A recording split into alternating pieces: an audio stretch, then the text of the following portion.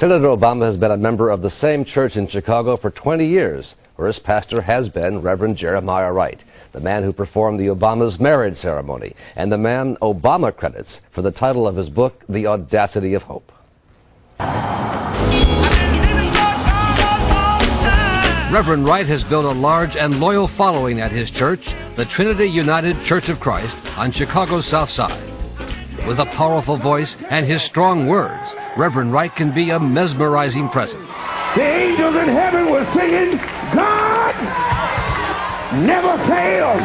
And he often uses the gospel to affirm his strong political views, as in this 2003 sermon, damning the United States for its treatment of blacks. The government gives them the drugs, builds bigger prisons, passes a 3-strike law, and then wants us to sing God Bless America? No, no, no. Not God Bless America.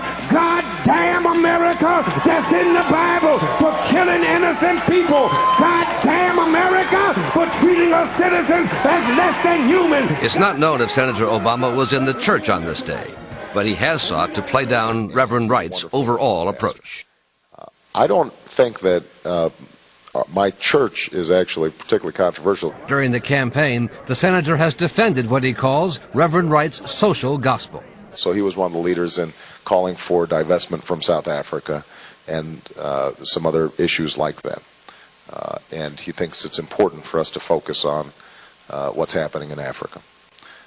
And I agree with him on that. But an ABC News review of more than a dozen sermons, which are offered for sale by the church, found Reverend Wright going far beyond issues of Africa.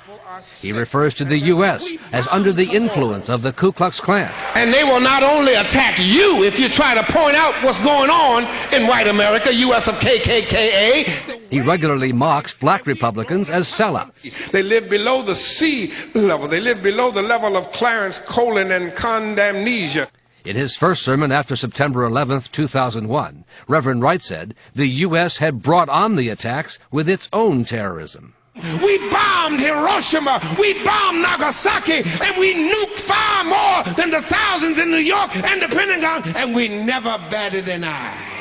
We have supported state terrorism against the Palestinians and black South Africans, and now we are indignant because the stuff we have done overseas is now brought right back into our own front yards. America's chickens are coming home to roost.